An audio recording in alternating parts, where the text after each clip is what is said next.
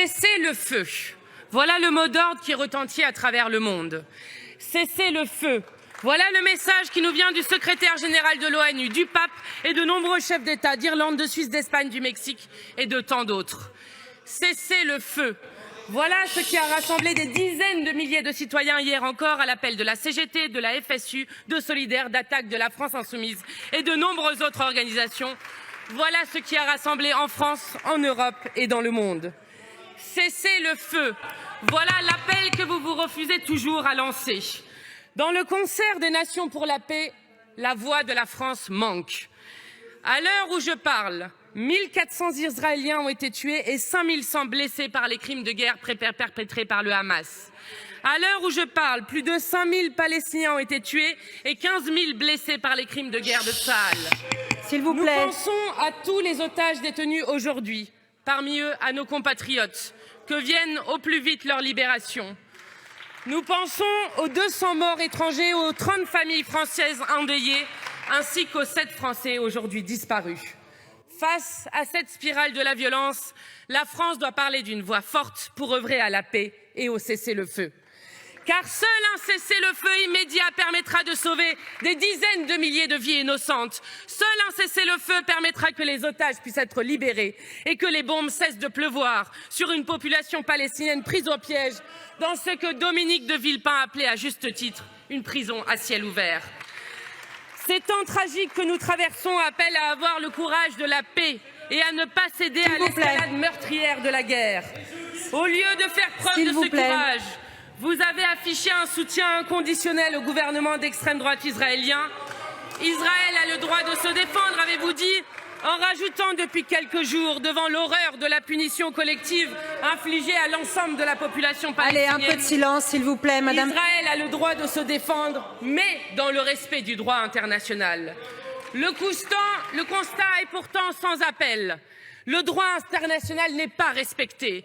Ce qui se passe à Gaza devrait foudroyer notre sens de l'humanité. Nous parlons face à un cimetière. Des milliers de morts, 1 million de personnes déplacées, dont la moitié sont des enfants. Plus de 2 millions de personnes. S'il vous plaît, madame Panot, attendez, madame Panot. Des milliers de bombardements de l'armée israélienne, l'emploi de phosphore blanc dénoncé par 2 ONG internationales, 59 attaques contre des établissements de santé, 170 établissements scolaires touchés. Les Palestiniens ne sont pas des amas de statistiques, des êtres surnuméraires. C'est cette vision du monde profondément raciste qui légitime le massacre. Cessez le feu. Pourquoi la France reste-t-elle silencieuse? Pourquoi la France est-elle incapable de dénoncer avec la même force les crimes de guerre commis par le Hamas et ceux commis par le gouvernement de Netanyahou? Pourquoi n'incarne-t-elle pas, comme elle a pu le faire par le passé, par la voix de Jacques Chirac, la voix de la paix au Proche-Orient? Pourquoi n'en a-t-elle pas le courage? Cessez le feu. Un crime de guerre n'est pas justifiable en aucun cas et pas davantage en réponse à des crimes de guerre. Sinon, c'est le droit qui disparaît et le risque d'un massacre d'une plus grande ampleur encore. Je souhaite faire résonner ici les mots d'un père de famille israélien, Yaakov, dont la fille est détenue en otage par le Hamas. Ce père, suspendu à l'espoir de nouvelles de sa fille, dit « À quoi sert de nous entretuer?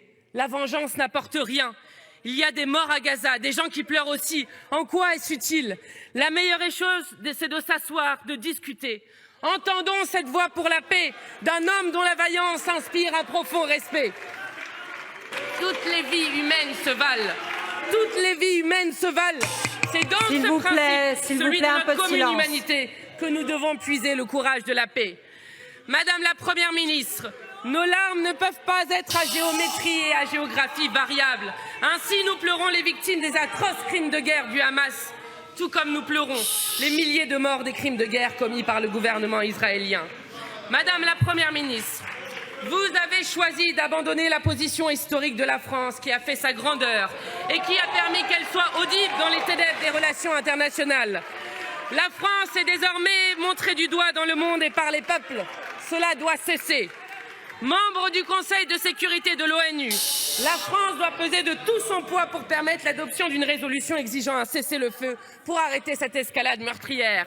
Cet abandon de l'engagement historique de la France pour la paix est arrivé à son paroxysme jeudi dernier, Au Parlement européen, les eurodéputés macronistes ont voté contre la proposition des Insoumis pour un cessez-le-feu à Gaza. Au lieu du courage de la paix, vous vous abandonnez à la pente inarrêtable de la guerre. La France, autrefois voix de la paix à travers le monde, est entre vos mains devenu un État aligné sur les États-Unis et sur le gouvernement israélien va en guerre d'extrême droite.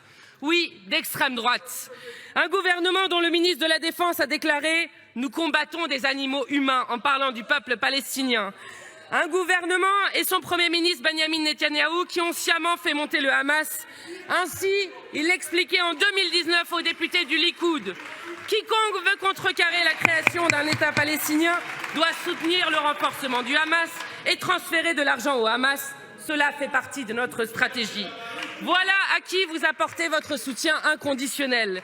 Et gare à ceux qui n'en feraient pas de même. Ainsi, le footballeur Karim Benzema serait un dangereux extrémiste en lien avec les frères musulmans, pour citer M. Darmanin.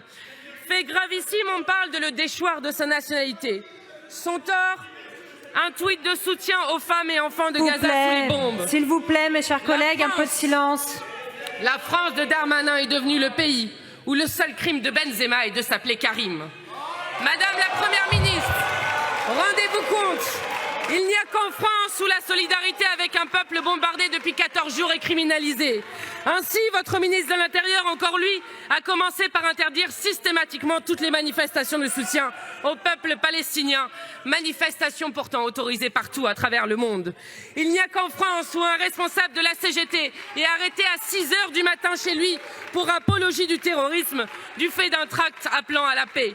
Il n'y a qu'en France où le président de l'Union juive pour la paix est arrêté à Strasbourg et mis en garde à vue parce qu'il était présent à une manifestation de soutien au peuple palestinien. Madame la Première ministre, la France doit urgemment agir pour le cessez-le-feu, pas faire taire ceux qui le demandent. Cessez-le-feu, Madame la Première ministre. Voici les mots que la France doit retrouver. Cessez-le-feu. Voilà les mots que nous prononçons depuis plus de 2 semaines désormais et qui nous valent tombereaux d'insultes et menaces de mort. La gravité du moment appelle pourtant à la solennité et au sérieux, pas aux polémiques franco-françaises. Depuis 2 semaines, nous sommes repeints en antisémites par des irresponsables. Notre tort, appeler à la paix et parler de crimes de guerre. Je le redis avec force. Contre les antisémites, nous nous tiendrons comme nous l'avons toujours fait, aux côtés de tous nos concitoyens de confession juive. Puisqu'il semble si difficile à certains de l'entendre, peut-être parce qu'ils ne partagent pas en réalité cette position, nous condamnons tous les crimes de guerre, tous sans exception. C'est le point de départ nécessaire pour œuvrer à la médiation et à la paix. C'est la réalité, c'est le courage de la paix. D'aucuns voudraient que la terreur qui s'est déversée ce 7 octobre paralyse la réflexion, qu'elle suspende la pensée jusqu'à l'amnésie. Nous disons que la raison est la seule à même d'éclairer nos décisions. Pour comprendre ce qui se joue, il faut dire la réalité. Ce qui s'est produit le 7 octobre est un épisode abominable inscrit dans l'histoire plus longue d'une guerre asymétrique, faite d'occupation par l'armée israélienne de territoires palestiniens et du blocus de Gaza. Nous assistons à une guerre coloniale qui a connu une escalade inédite en faveur de l'arrivée au pouvoir de l'extrême droite en Israël. Cette réalité n'excuse en rien les actes qui ont été commis, mais elle ne peut être évacuée car elle conditionne la compréhension de ce qui se joue, le choix des mots pour décrire sa spécificité et enfin les moyens pour parvenir à la paix. Toute personne qui n'admet pas ce constat et pense opportunément que la guerre aurait commencé ce 7 octobre a une dette envers la vérité et commet une faute politique et morale majeure. Nous, insoumis, n'aurons pas à rougir devant l'histoire parce que nous refuserons toujours de nous lever pour soutenir inconditionnellement la politique coloniale du gouvernement israélien. Les insoumis n'auront pas à rougir devant l'histoire de défendre la position historique de la France, celle de l'ONU. Les insoumis n'auront pas à rougir devant l'histoire, car face à l'horreur, nous n'aurons eu qu'un seul mot d'ordre, cesser le feu, qu'une seule boussole, la paix. Nous vous invitons à la paix et non au déplacement improvisé et belliciste. Les propos tenus hier par la présidente de l'Assemblée, 4e personnage de l'État, rien ne doit empêcher Israël de se défendre, au moment même où la rapporteure spéciale des Nations Unies alerte sur le risque de nettoyage ethnique à Gaza. Ces propos sont inacceptables et gênent jusque dans vos rangs et dans ceux du Quai d'Orsay. Madame la Première ministre, la France a une responsabilité.